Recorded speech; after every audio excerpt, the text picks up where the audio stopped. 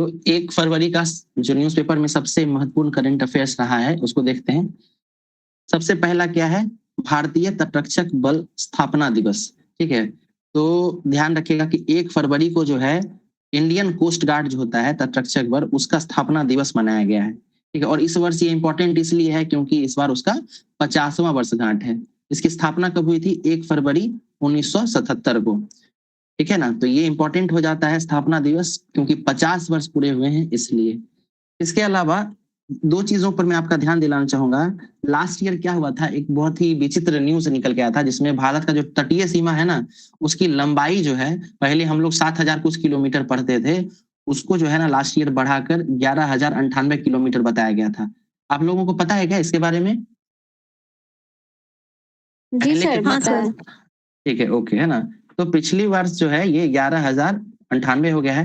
तो अभी जो है ना, चूंकि स्टैटिक और करंट दोनों में आ जाता है ये चीज, तो ये पूछे जाने की बहुत संभावना है। तो आप लोग बिल्कुल इसको किलोमीटर को याद रखिएगा, 11,098। ओके।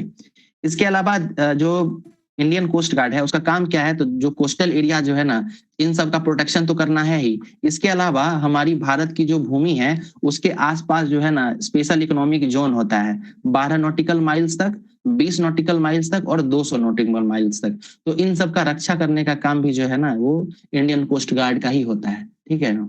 तो इसमें जो है ना नॉटिकल माइल्स क्या है, तो नॉटिकल माइल्स जो है ना समुद्री दूरी नापने का एक क्या कहते हैं डिस्टेंस मेजरिंग यूनिट है। इसके अलावा 12 नॉटिकल माइल्स, 20 और 200, ये जो है ना डिस्टेंस जो बांटा गया है, इसमें अलग अलग फंक्शन दिया गया है। ठीक है, तो 12 नॉटिकल माइल्स तक जो है ना किसी भी क्षेत्र का, जैसे भारत का अगर ये 12 नॉटिकल माइल्स तक का अगर डिस्टेंस देख लीजिएगा, तो इसमें भारत को अन्यन शक्ति प्राप्त है। मतलब क्या कि यहाँ से कुछ भी कर सकता है, टैक्स वसूल सकता है, जा सकता है, घूम फिर सकता है, सब कुछ कर सकता है। 20 नॉटिकल माइल्स तक जो है ना उसकी शक्ति थोड़ी अलग रहती है। और 200 तक क्या हो सकता है, यहाँ पे रिसर्च कर सकता है, पेट्रोलियम का खदान खोज सकता है।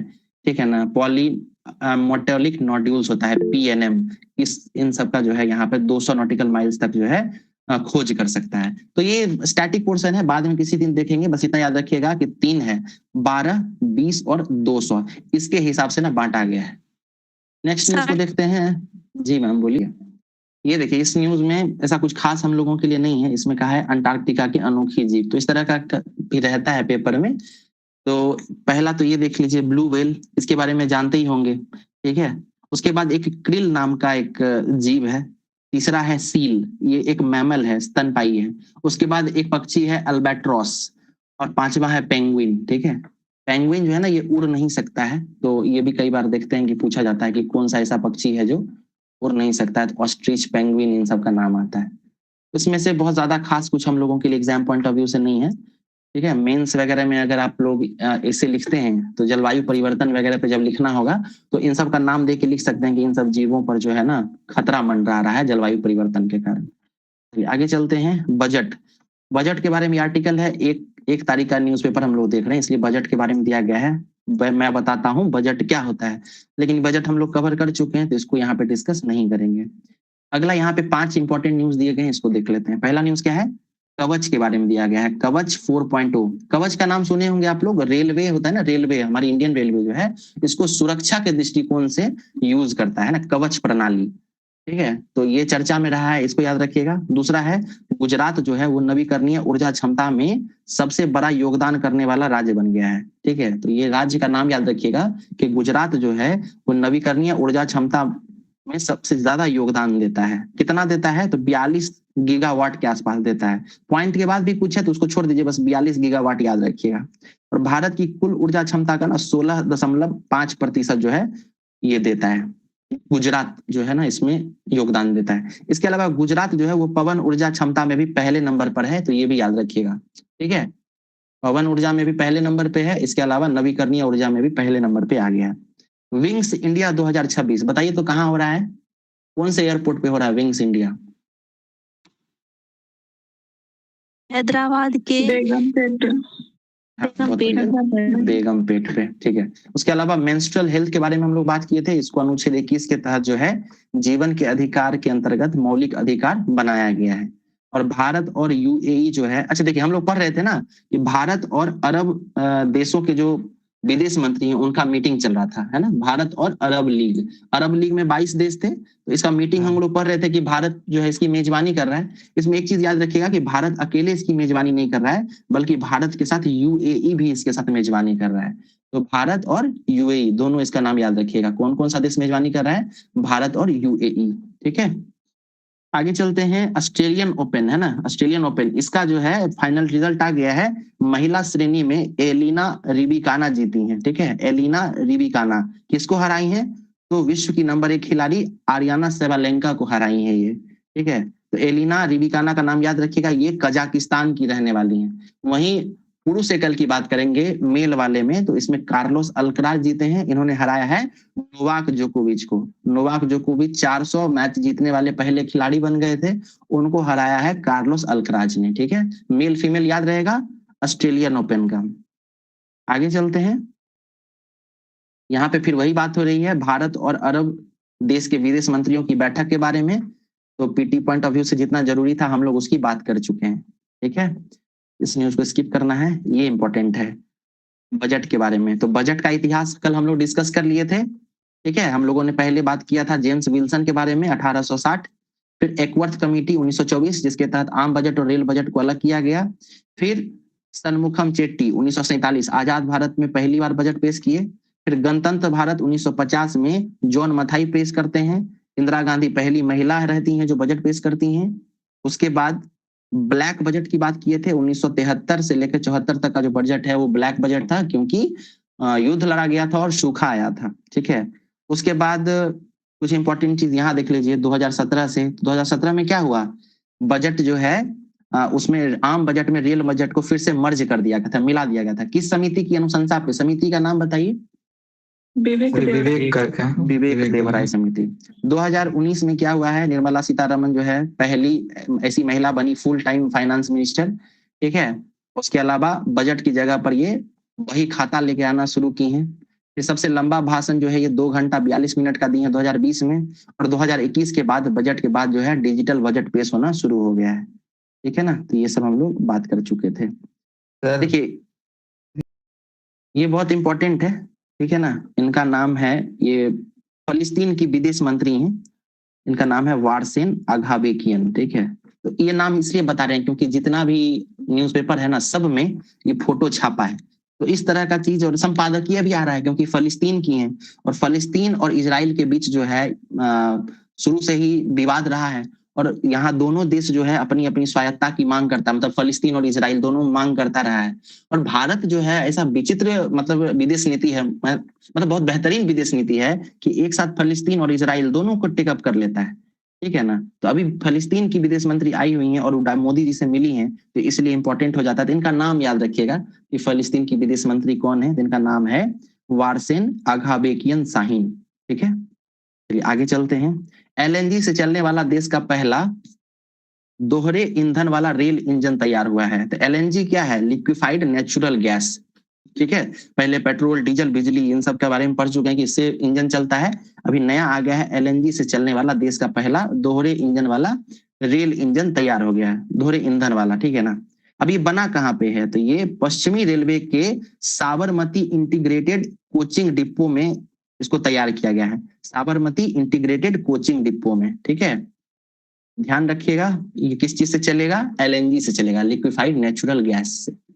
आगे चलते हैं, नेक्स्ट न्यूज है सुनेत्रा पवार, अजीत पवार की वाइफ हैं ये महाराष्ट्र की पहली महिला मुख्यमंत्री बन गई हैं। ठीक है, राज्यपाल कौन है महाराष्ट्र के, आचार्य देवव्रत, वो इनको जो है वो दिलाए, मतलब शपथ दिलवाए हैं। ठीक है, आगे चलते हैं, अगला न्यूज है भारत के 2 और स्थानों को वेटलैंड रामसर साइट में शामिल किया गया है। तो पहला है उत्तर प्रदेश का पटना पक्षी विहार। ठीक है, तो नाम बहुत इंपॉर्टेंट है भाई, पटना से जुड़ा हुआ है, तो पटना पक्षी विहार एटा जिला उत्तर प्रदेश में है। और दूसरा है गुजरात के कच्छ के क्षेत्र में छारी दांड वेटलैंड। ठीक है, तो पटना याद रखिएगा और छारी दांड वेटलैंड याद रखिएगा, दोनों बहुत इंपॉर्टेंट है।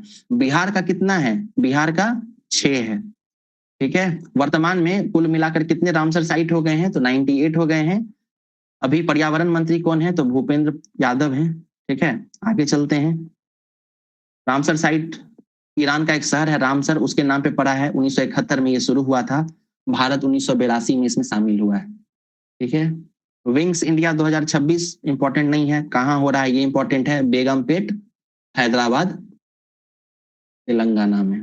ठीक है, आगे चलते हैं। बिहार से जुड़ा हुआ न्यूज है, बिहार साहित्य महोत्सव का शुभारंभ। तो कहाँ पे हुआ है बिहार साहित्य समारोह, तो पटना में हुआ है, बस इतना याद रखिएगा। ठीक है, ये सब पूछने की संभावना बहुत कम है, लेकिन फिर भी अगर ध्यान रहता है तो कहीं ना कहीं फायदा ही करेगा। अगला न्यूज है, ये पॉलिटिकल न्यूज है, स्किप करना है, इंपॉर्टेंट नहीं है। ये देखिए 7 निश्चय 3, चूंकि अभी बजट आने वाला है, बिहार बजट आज प्रस्तुत भी हो गया है। ठीक है ना, तो इसको हम लोग 2-3 दिन के बाद देखेंगे। कारण क्या है कि एक बार जो है आपको सेंट्रल बजट याद हो जाए, है ना। अभी अचानक आज कल में देख लेंगे तो दोनों मिक्स हो जाएगा, दोनों का फिजिकल डेफिसिट जो है ना आपस में मिल जाएगा, लस्सी बन जाएगा। इसीलिए पहले हम लोग सेंट्रल बजट को अच्छे से कवर कर लेंगे, 2-3 दिन में उसको खूब सारा रिवाइज करके कंठस्थ कर लेंगे। उसके बाद 2 दिन के बाद जो है इसको हम लोग कवर करेंगे। ओके, 7 निश्चय 3 बजट जब देखेंगे उसमें हम लोग बात करेंगे। इतना याद रखिएगा कि तीसरे क्रम का 7 निश्चय आ गया है। टाइम पीरियड वगैरह सब जब बजट बिहार बजट कवर करेंगे तो उस दिन हम आपको बता देंगे। नेक्स्ट है, जीएसटी देने वालों दिसंबर में 17,000 घटे। ये कोई खास न्यूज नहीं है, बस इतना याद रखिएगा कि जो हर महीने का जीएसटी संग्रह होता है तो उसमें क्या हुआ है, नवंबर के बनिस्पत दिसंबर में जो है ना बजट संग्रह, बजट देने वाले जो है वो 17,000 की संख्या में घट गए हैं। तो बहुत बड़ी संख्या है, इसलिए ये चर्चा में बना हुआ है। ये न्यूज काफी चर्चा में रही है। तो पटना में नीट छात्रा थी, उनके साथ रेप की घटना सामने आई थी, तो काफी जो है माहौल गर्म रहा था इसको लेकर। तो इस घटना की जांच को जो है सीबीआई को सौंप दिया गया है। फिर जब इसका रिपोर्ट आएगा तो इस पे बात की जाएगी। ये घटना बस इतना पता होना चाहिए कि बिहार में इस तरह की घटना हो रही है। आप कभी मेंस देते हैं, ऐसे में महिला सशक्तिकरण के बारे में अगर लिखना हो, महिलाओं पर क्या अत्याचार हो रहा है या उनकी स्थिति बतानी हो, तो आप उदाहरण इससे दे सकते हैं। ठीक है, लास्ट ईयर बंगाल में घटना देखने के लिए मिली थी, आप लोगों को याद है किस कॉलेज में हुई थी वो, क्या नाम था कॉलेज का बताए? आरजीकर कॉलेज था। ठीक है, मेडिकल कॉलेज आरजीकर नाम था। चलिए, इंटरनेशनल मैराथन का तीसरा संस्करण आज। तो ये मैराथन कहाँ हो रहा है, बोध गया में हो रहा है, बोध गया इंटरनेशनल मैराथन। बस इतना याद रखिएगा, बोध गया में कोई मैराथन चल रहा है और ये इसका तीसरा संस्करण है।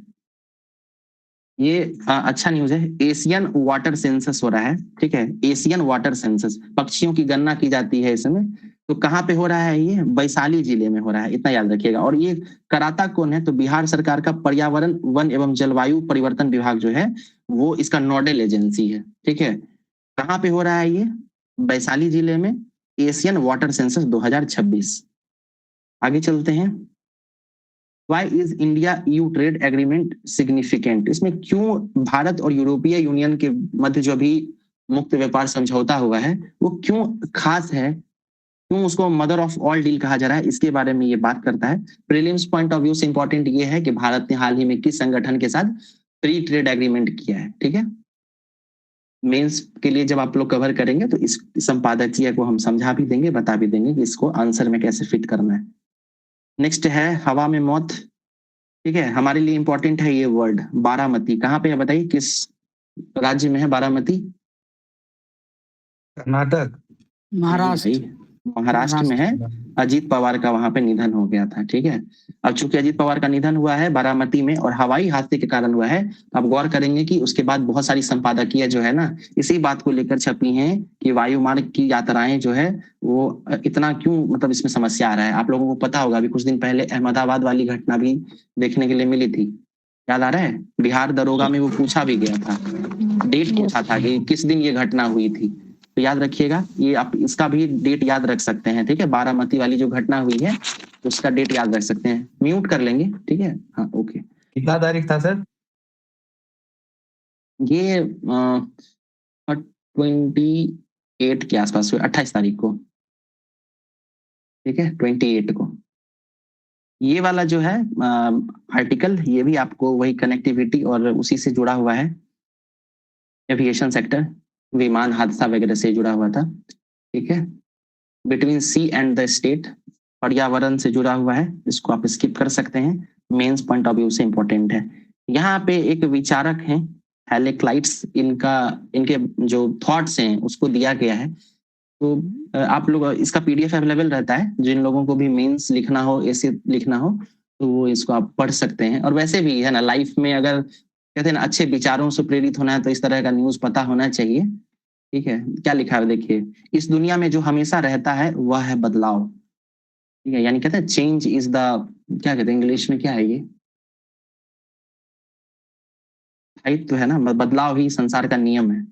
फिर है जो सच में ज्ञान से प्रेम करता है वह बहुत कुछ जानने की कोशिश करता है। चुप्पी भी इलाज बन सकती है, मतलब कई बार होता है ना, चुप रहना भी बहुत सारी चीजों का समाधान होता है।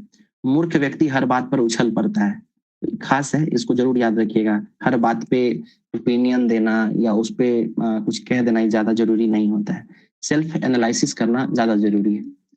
देखिए ये है मार्टिन मैगनेस, ये क्या कहते हैं, बातचीत और कूटनीति ही स्थायी शांति का एकमात्र गारंटी है, ना कि सैन्य समाधान। यानी एट लास्ट क्या होता है, सब लोगों को शांतिपूर्ण वार्ताएं ही करनी पड़ती हैं, तभी किसी भी चीज का विचार, मतलब तभी किसी भी चीज का समाधान निकल पाता है।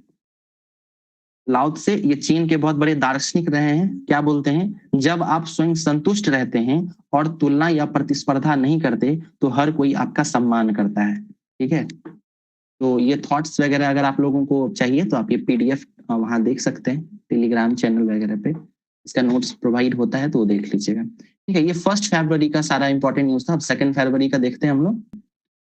पहला हाईलाइट क्या है बजट का, पहला है कर्तव्य की नई शपथ। कर्तव्य, कितने कर्तव्य थे, 3, हम लोग देख चुके हैं इसके बारे में। ठीक है, आगे देखते हैं। इस बजट का नाम क्या दिया था, रफ्तार एक्सप्रेस इसका नाम दिया गया था, तो वो भी इसमें जिक्र किया गया है। कहा कितना, अच्छा यहाँ 3 कर्तव्य क्या क्या है, तो उत्पादकता को बढ़ावा, आकांक्षाएं पूरी करना और सबका विकास।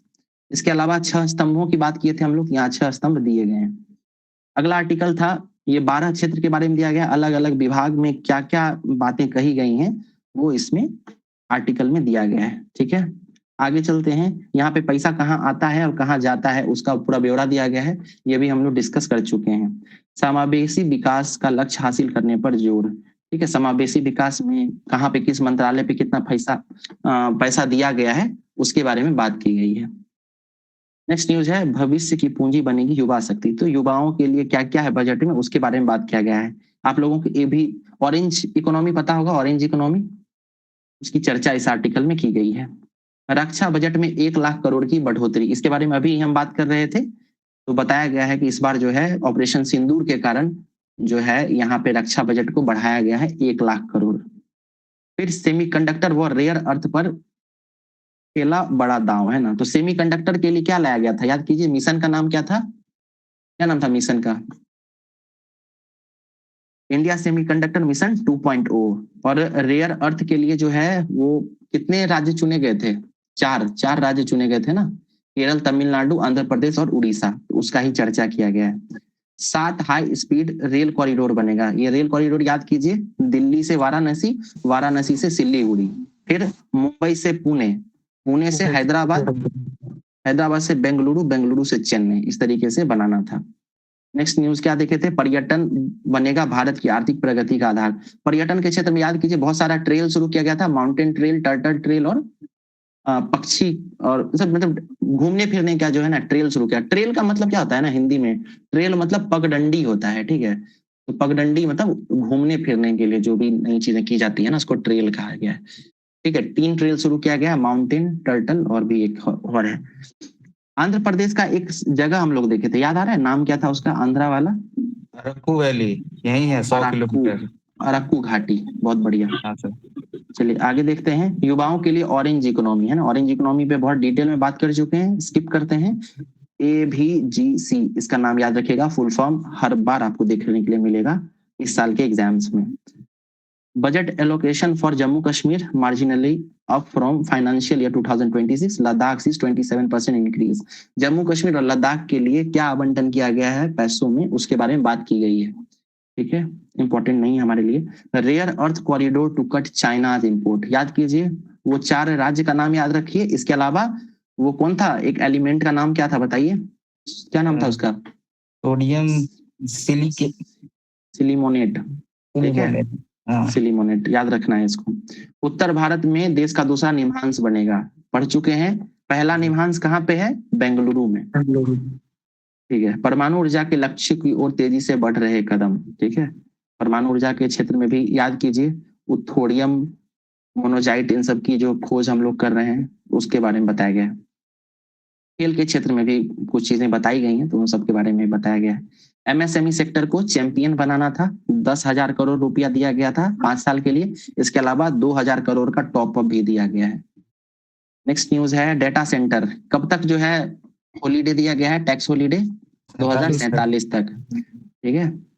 कॉरिडोर्स बात कर चुके हैं, दिल्ली, वाराणसी, सिलीगुड़ी, मुंबई से हैदराबाद, हैदराबाद से पुणे, पुणे से चेन्नई, इस तरीके से। इसके अलावा ईस्टर्न वेस्टर्न कॉरिडोर बताए थे, सूरत से डानकुनी तक। आवश्यकता है आर्थिक कर्तव्य को पूरा करना, तो कर्तव्य बता ही चुके हैं, 3 कर्तव्य बताया गया है। निम्हांस 2.0 बात कर चुके हैं इस पे। बजट में क्या बातें की गई उसका एक एनके सिंह जो 15वें वित्त आयोग के अध्यक्ष थे, उनका इसमें स्टेटमेंट आया है, तो वो छापा गया है। ठीक है। बजट के बारे में बताया गया है, किस तरीके से बजट जो है वो भारत को विकसित भारत की तरफ बढ़ाएगा। वित्त मंत्री ने गिनाए 3 कर्तव्य और 6 सेक्टरों में विकास, डिस्कस कर चुके हैं हम लोग, इसको स्किप करते हैं। देश के हर जिले में बनेगा गर्ल्स हॉस्टल। इसके अलावा 5 जो है यूनिवर्सिटी टाउनशिप भी बनने वाला है, कल डिस्कस कर चुके थे। जानिए बजट की सबसे बड़ी घोषणाएं क्या क्या थी, याद कीजिए। भारत विस्तार किस विभाग के लिए था? भारत विस्तार कृषि के लिए। ठीक है। टैक्स हॉलीडे याद कीजिए, डेटा सेंटर स्थापित करने वाली कंपनियों के लिए 2047 तक। फिर कंटेंट क्रिएटर्स के लिए ऑरेंज इकोनॉमी लाई गई थी, और सेमीकंडक्टर के लिए 2.0 मिशन लाया गया था। ठीक है। ये सारी चीजें कवर हो गई थी। बजट से जुड़ा हुआ न्यूज़पेपर में जो था सब हम लोग डिस्कस कर चुके थे। 3 फरवरी आज का इंपॉर्टेंट न्यूज जो भी है यहाँ देख लेते हैं। पहला न्यूज है, नेशनल स्कूल रग्बी में बिहार ने जीता रजत। ठीक है। तो बिहार को सिल्वर प्राइज मिला है नेशनल स्कूल रग्बी में। रग्बी एक खेल होता है, ठीक है, उसमें मिला है। ये आयोजन कहाँ पे हुआ था वो याद रखिएगा, तो नई दिल्ली के त्यागराज स्पोर्ट्स कॉम्प्लेक्स में हुआ है। बिहार को क्या मिला है? सिल्वर मिला है। ये सब बहुत ज्यादा इंपॉर्टेंट नहीं रहता है, बट फिर भी न्यूज में आ रहा है तो हम लोग देख सकते हैं। ठीक है। आगे चले। अगला न्यूज है, विश्व कप में भारत से नहीं खेलेगा पाकिस्तान। तो आपको पता होगा अभी T20 वर्ल्ड कप होने वाला है, भारत और श्रीलंका इसकी मेजबानी करेगा। ठीक है। इसमें बांग्लादेश को हटाकर किस देश को शामिल किया गया है बताइए तो? स्कॉटलैंड को। ठीक है। और नया न्यूज क्या है कि पाकिस्तान बोला है कि हम भारत के साथ जो 15 फरवरी को मैच होने वाला था उसका बहिष्कार करेंगे। तो आईसीसी जो है वो हो सकता है कि पाकिस्तान पर बहुत सारा प्रतिबंध लगा दे। आगे चलते हैं। नेक्स्ट न्यूज है, कार्लोस अल्कराज जीत गए हैं। किसको हराए थे? नोवाक जोकोविच को, ऑस्ट्रेलियन ओपन में। महिला वाला कौन जीती है बताइए? एलिना रावत। किस देश की है वो एलिना? ये कजाकिस्तान की। ठीक है। चलिए। ईरान से नहीं वेनेजुएला से तेल खरीदेगा भारत, ऐसा बोले हैं ट्रंप। ट्रंप इस तरह की बातें बोलते ही रहते हैं। ठीक है। जब इस पे अमल किया जाएगा, भारत सरकार का, विदेश मंत्रालय का जब कोई स्टेटमेंट आएगा तब देखेंगे। ठीक है ना। आगे चलते हैं। ये बहुत इंपॉर्टेंट है, वेरी वेरी इंपॉर्टेंट, जरूर कहीं ना कहीं आपको मिलेगा। भारतीय मूल के वैज्ञानिक वीरभद्रन रामनाथन को मिलेगा कैम्फ्रेड प्राइज। ठीक है। नाम क्या है? वीरभद्रन रामनाथन। आप लोग कहीं लिख रहे होंगे तो लिख लीजिएगा इनका नाम। कैम्फोर्ड प्राइज इनको मिलने वाला है। अब ये जो कैम्फोर्ड प्राइज है ना, इसको जियो साइंस का नोबेल भी कहा जाता है। ठीक है। क्या कह रहा है? Royal Swedish academy of sciences ने भारतीय मूल के जलवायु वैज्ञानिक वीरभद्रन रामनाथ को 2026 के कैम्फोर्ड पुरस्कार के लिए चुना है। इस सम्मान को जियो साइंस का नोबेल प्राइज भी कहा जाता है। ठीक है। तो इसका नाम बस याद रखना है। ग्रेमी अवार्ड बहुत इंपॉर्टेंट है, कुछ एग्जाम्स में तो पूछा ही जाता है। इस बार नई चीज क्या देखने के लिए मिली है? दलाई लामा को जो है इसमें अवार्ड मिला है। ठीक है। दलाई लामा बौद्ध धर्म के कहते हैं गुरु है ये, है ना। तो दलाई लामा को मिला है। इसके अलावा सर्वश्रेष्ठ एल्बम पूछा जाता है तो बैड बनी को जो है ना सर्वश्रेष्ठ एल्बम का अवार्ड मिला है, बैड बनी। ठीक है। ये आर्टिकल आप लोग एक बार देख लीजिएगा, जो भी विनर्स होंगे उसके बारे में थोड़ा पता होना चाहिए। दलाई लामा तो जरूर याद रखिएगा, यहां से निश्चित पूछेगा। अगला न्यूज है, बिना इंसानी निर्देश के चला नासा का परसिवरेंस रोवर। सबसे पहले तो यही पूछ देगा कि परसिवरेंस रोवर किसका है, किस अंतरिक्ष संगठन का है? तो नासा का है। ठीक है। नासा अमेरिका का है। परसिवरेंस रोवर किस ग्रह पर गया हुआ है बताइए तो, किन्हीं को आइडिया हो तो? परसिवरेंस रोवर किस ग्रह पर गया हुआ है? मंगल पे, मंगल ठीक है, ग्रह। मंगल ग्रह पे है, यहाँ लिखा हुआ भी था। तो मंगल ग्रह पर जो है ना वो खुद ही मतलब कहते हैं आर्टिफिशियल इंटेलिजेंस वगैरह कुछ रहा होगा, उसका यूज करके खुद ही चला है बिना मानवीय हस्तक्षेप के। आगे चलते हैं। राहुल ने कहा ये हमारे लिए इंपॉर्टेंट नहीं है, पॉलिटिकल न्यूज है, क्योंकि अभी पता होगा आपको कि बजट सत्र चल रहा है, तो पक्ष और विपक्ष दोनों के बीच इस तरह की बातें होती रहती हैं। हमारे लिए इंपॉर्टेंट है ये, है ना, ये बुक इंपॉर्टेंट है। नाम क्या है? 4 स्टार्स ऑफ डेस्टिनी। ये किताब किसका है? किताब है पूर्व सेना प्रमुख जनरल, बीच में प्लीज मत बोला करें, है ना, बीच में नहीं बोला करें, ठीक है ना। पता है कि आप लोगों को पता होगा, इससे क्या होता है कि लय टूट जाता है। ओके, पूर्व सेना प्रमुख है जनरल MM नारवानी है, ठीक है। तो इनका बुक का नाम याद रखिएगा, 4 स्टार्स ऑफ डेस्टिनी। अगला न्यूज है सोनम वांगचुक। आपको पता होगा कि ये लद्दाख के इन्वायरमेंटलिस्ट थे, इनको कैद करके राजस्थान के एक जेल में रखा गया है। सुप्रीम कोर्ट में मामला चल रहा है, ठीक है, उनको बेल को लेकर, लेकिन बेल ग्रांट नहीं हुई है। तो इसमें केंद्र सरकार जो है ना अपना पक्ष रखी है अटॉर्नी जनरल के थ्रू, तो उसी के बारे में यहाँ पे बताया जा रहा है। वांगचुक ने देश में नेपाल और बांग्लादेश की तरह प्रदर्शन के लिए जेएनजी को उकसा रहे थे। मतलब केंद्र सरकार बोली है कि वांगचुक जो है ना वो भारत में नेपाल और बांग्लादेश जैसे जो घटना हुआ था ना वहां पे विद्रोह जैसा, उस तरह का काम कर रहे थे। अब ये तो सुप्रीम कोर्ट क्या डिसीजन लेती है वो बाद की बात है, उसको तब देखेंगे। अगला न्यूज क्या है? 8 राज्यों में 1.315 करोड़ टन मोनाजाइट भंडार की पहचान हुई है। मोनाजाइट बहुत इंपॉर्टेंट है, भारत का जो तटीय राज्य है वहां पे पाया जाता है। ये तटीय राज्य कौन कौन से हैं? तो 8 तटीय राज्य हैं, तमिलनाडु, केरल, आंध्र प्रदेश, उड़ीसा, महाराष्ट्र, गुजरात, झारखंड और पश्चिम बंगाल। तो इन राज्यों के आसपास जो है मोनाजाइट का भंडार देखने के लिए मिला है। मोनाजाइट जो है ना वो थोरियम, लैंथेनम और सेडियम जैसे दुर्लभ मृदा तत्वों का मुख्य स्रोत है, यानी इन सब का ओर है। ये किस कलर का होता है? तो ये लाल भूरे रंग का होता है, ठीक है। तो मोनाजाइट याद रखिएगा, बहुत ज्यादा पूछा जाता है। पायराइट पता है? पायराइट, पायराइट बताइए तो सबसे ज्यादा किस राज्य में है इसका खदान? या बिहार। बिहार में है ना। लास्ट ईयर याद कीजिए, अभी 71st BPSC में पूछा भी गया था इसके बारे में। ये न्यूज इंपॉर्टेंट नहीं है। अभी ट्रंप के द्वारा बोला गया है कि भारत पर जो 50% का जो टैरिफ था ना उसको घटाकर 18% कर दिया गया है या कर दिया जाएगा, ठीक है। तो इस पे कुछ और डेवलपमेंट्स आएंगे तो हम बताएंगे जब विदेश मंत्रालय की तरफ से इसका कोई स्टेटमेंट आता है तब। लौरिया नंदनगढ़ बताइए तो किस जिले में है? नालंदा, यूपी में सर। चंपारण में सर। चंपारण में, ठीक है। चंपारण में कौन सा, ईस्ट की वेस्ट? पूर्वी चंपारण। पूर्वी चंपारण, ठीक है, वेस्ट चंपारण में है, ठीक है। और ये किस धर्म से जुड़ा हुआ है? तो बौद्ध धर्म से जुड़ा हुआ है, ठीक है ना। बौद्ध मठ है, यहाँ पे स्तूप दिख रहा होगा आपको। लौरिया नंदनगढ़, अरेराज भी है वहां पे, रामपुरवा है, तो ये सब पता होनी चाहिए, ठीक है। म्यूट कर लेंगे। चलिए, जीडीपी में ज्यादा योगदान करने वाले राज्यों को होगा अधिक आवंटन। ये 16th फाइनेंस कमीशन के रिपोर्ट पर आधारित ये लेख छपा है, इसको अभी हम लोग जस्ट देखने ही वाले हैं, ठीक है। नेक्स्ट न्यूज देख लेते हैं, ये हमारे लिए इंपॉर्टेंट नहीं है। ये देखिए, राज्य वित्त आयोग को जनता दे सकती है ऑनलाइन सुझाव। तो आपको पता होगा कि जिस तरीके से अनुच्छेद 280 के तहत फाइनेंस कमीशन का जिक्र किया गया है, ठीक है, उसी तरीके से स्टेट फाइनेंस कमीशन का भी जिक्र है। किस अनुच्छेद में बता सकते हैं? 202 नहीं भाई, 243 में है, ठीक है। 243 हाँ, 243 जो है ना वो पंचायती राज से जुड़ा हुआ, उसी का जब आप ABCD जो सब क्लाउज देखेंगे तो उसी में आपको राज्य वित्त आयोग भी मिलेगा, ठीक है। तो बिहार सरकार जो है राज्य वित्त आयोग का गठन की है, और इसके अध्यक्ष कौन है? तो इसके अध्यक्ष हैं अशोक कुमार चौधरी, ठीक है। ये सेवानिवृत्त IAS अधिकारी हैं। इसके अलावा इसमें 2 अन्य सदस्य हैं, अनिल कुमार और डॉक्टर कुमुदनी सिन्हा, ठीक है। तो अशोक कुमार चौधरी इसके अध्यक्ष हैं, सदस्य में अनिल कुमार हैं और डॉक्टर कुमुदनी सिन्हा हैं, ठीक है। तो इसमें न्यूज ये है कि इस बार का जो राज्य वित्त आयोग का जो गठन किया गया है उसको आम जनता भी अपना सुझाव दे सकती है। इसके लिए एक जो है वेबसाइट डेवलप किया गया है, ठीक है। तो यही हमारे लिए इंपॉर्टेंट न्यूज था। तो 3 फरवरी तक जितना भी इंपॉर्टेंट न्यूज था उसको कवर कर चुके हैं। अब हम लोग फाइनेंस कमीशन के रिकमेंडेशन को समझेंगे। ओके, फाइनेंस कमीशन, ठीक है। फाइनेंस कमीशन बताइए तो किस अनुच्छेद में है? 280 में, ठीक है। राष्ट्रपति जो है हर 5 साल के बाद जो है फाइनेंस कमीशन का वो मतलब नियुक्त करती हैं। अच्छा, इसका मुख्य कार्य क्या है बताइए, मेन वर्क क्या है वित्त आयोग का?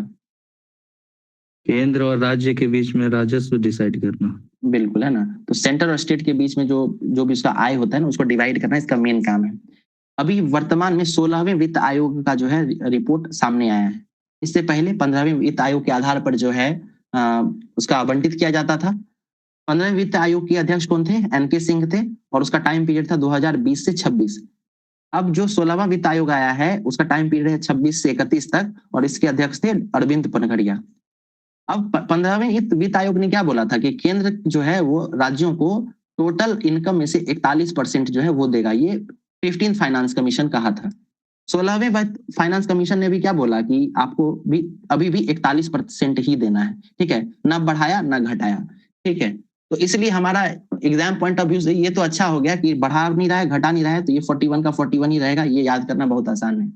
लेकिन यहाँ पे समस्या क्या है कि मान के चलिए केंद्र सरकार के पास 100 रुपए था टोटल, तो केंद्र सरकार जो है वो 41 राज्यों को दे देगी और 59 अपने पास रखेगी, ठीक है। अब ये जो 41 रुपया दे रही है राज्यों को, ठीक है, तो क्या सभी राज्यों को 41% रुपया मिलेगा? क्या नहीं, ये 41% जो है ना, इसको हम लोगों को 28 राज्यों में डिवाइड करना पड़ेगा, ठीक है। ये 41 रुपया को हमको 28 राज्यों में डिवाइड करना है। ये कैसे डिवाइड होगा, ये सबसे बड़ी चुनौती होती है। और इसके लिए क्या होता है, इसके लिए फॉर्मूलाज आते हैं कि किस तरीके से पैसे को बांटना है, ठीक है। उसको समझना बहुत जरूरी है कि 15वें वित्त आयोग ने कैसे बांटा था उस 41% को, और 16वें वित्त आयोग ने उस 41% को बांटने का क्या फॉर्मूला दिया है, ठीक। पहली चीज ये। उसके बाद क्या होगा, हम लोग ये समझेंगे कि कौन कौन सा जो है ना मानक स्थापित किया गया है कि कैसे कैसे इसको बांटना है, ठीक है। आप लोगों को पहले ये समझ में आ रहा है कि 100 रुपया जो है उसको 2 भाग में बांटेगा, केंद्र अपने पास 59 रखेगा और राज्यों को 41 दे देगा। इसको समझने में कोई दिक्कत नहीं है। फिर इस 41 को हमको 28 राज्यों में बांटना है। अब ये 28 राज्य जो है ना वो अलग अलग प्रदर्शन करते हैं। कोई राज्य बहुत तेजी से आर्थिक विकास कर रहा है, कोई धीरे धीरे कर रहा है, कोई राज्य क्षेत्रफल के दृष्टिकोण से बड़ा है, कोई राज्य क्षेत्रफल के दृष्टिकोण से कम है, कोई राज्य जो है जहाँ पे जनसंख्या बहुत तेजी से डेवलप कर रही है, मतलब बहुत तेजी से बढ़ रहा है वहां का जनसंख्या, जैसे बिहार उत्तर प्रदेश का, दक्षिण के राज्य है वहां पे बहुत जनसंख्या कंट्रोल में है। तो भाई ये जो 41% है उसको हम बराबर बराबर हर राज्य को अगर दे देंगे तो क्या होगा, अगर हम सिक्किम को भी 41% का सेम अनुपात दे दें और राजस्थान को भी दे दें, तो आपको नहीं लगता है कि सिक्किम को अगर 41% चला जाए और वो है बहुत छोटा राज्य, वहीं राजस्थान है बहुत बड़ा राज्य और इसको 41% दे दें, तो क्या इम्बैलेंस नहीं हो जाएगा? या फिर जनसंख्या के हिसाब से देखिए तो उत्तर प्रदेश को अगर हम 41% दे दें और वहीं अगर हम गोवा को भी 41% दे दें, तो इसके बाद भी तो इनबैलेंस हो जाएगा, ठीक है। तो इसके लिए क्या किया जाता है, एक फॉर्मूला तैयार किया जाता है कि पैसा को ना इस तरीके से बांटा जाए कि किसी भी राज्य पे उसके साथ जो है ना कुछ समस्या ना हो, है ना, उसको उसका अधिकार पूरी तरह से मिले।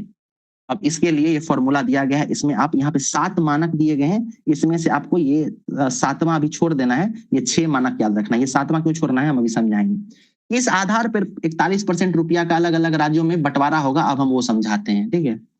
पहला मानक क्या रखा गया है, पहला रखा गया है आय अंतराल, यानी इंग्लिश में कहते हैं इनकम डिस्टेंस। ये जो 6 मानक दिए गए हैं ना, ये आपको 6 वो याद रहने चाहिए, नाम बिल्कुल याद होना चाहिए। 4 का नाम दे देगा, पूछेगा कौन सा नहीं है। यह पुट वाला सवाल बनाया जा सकता है, यहाँ से मिलान करने वाला सवाल बनाया जा सकता है। नाम दे देगा, कहेगा कि 10% था, 42% था, ठीक है। इस तरीके से अभी मैं बताऊंगा कैसे क्वेश्चन बनेगा, तो आपको ये वाला जो चार्ट है उसको अच्छे से याद रखना है। पहला क्या कह रहा है, आय अंतराल यानी इनकम डिस्टेंस। इसको आप सिंपली समझ सकते हैं, ठीक है। इसको सिंपली कह सकते हैं आप गरीबी से, ठीक है ना, गरीबी यानी जो राज्य जितना ज्यादा गरीब होगा उसको उतना ज्यादा पैसा मिलेगा, ठीक है, ज्यादा पैसा मिलेगा।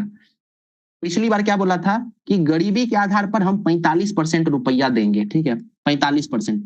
इस बार क्या बोल रहा है 16 फाइनेंस कमीशन में कि 45% नहीं, हम घटा के इसको 42.5% कर दिए हैं। यानी कोई राज्य कितना गरीब है, कोई राज्य कितना अमीर है, इस आधार पर हम 42.5% पैसे का बंटवारा करेंगे।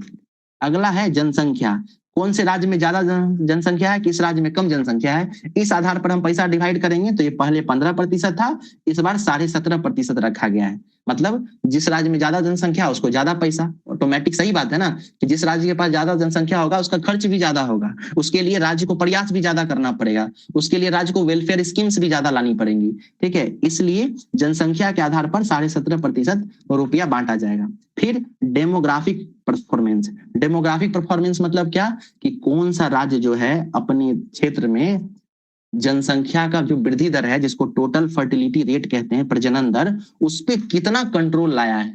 ठीक है, जैसे उत्तर के राज्य है ना, बिहार, यूपी वगैरह ले लीजिए, यहाँ पे कंट्रोल नहीं है, अभी भी यहाँ पे टोटल फर्टिलिटी रेट 3.0 से ज्यादा है। वहीं दक्षिण के राज्य को ले लीजिएगा तो वहां पे 2 से नीचे चला गया है। ठीक है ना, तो जो राज्य जो है इसमें बेहतर परफॉर्म कर रहा है डेमोग्राफिक परफॉर्मेंसेज में, उसको ज्यादा पैसा दिया जाएगा। जो राज्य इसमें अच्छा परफॉर्म नहीं कर रहा है उसको कम पैसा दिया जाएगा। तो इस आधार पर 10% रुपया का बंटवारा किया जाएगा। पहले यहाँ पे 12.5% था, इस बार 10% है। अब क्या है, क्षेत्रफल के हिसाब से जो राज्य ज्यादा बड़ा होगा, जो राज्य छोटा होगा, तो जो राज्य बड़ा होगा उसको ज्यादा पैसा, जो राज्य छोटा होगा उसको कम पैसा। इस आधार पर पैसा को 10% डिवाइड किया जाएगा ना, 10% रुपया जो है वो क्षेत्रफल के हिसाब से दिया जाएगा। अब है वन एवं परिस्थितिकी। जिस राज्य में ज्यादा वन होगा वहां पे ज्यादा पैसा दिया जाएगा, जिस राज्य में कम वन होगा वहां कम पैसा दिया जाएगा। एमपी में ज्यादा वन है, उस हिसाब से ज्यादा पैसा मिलेगा।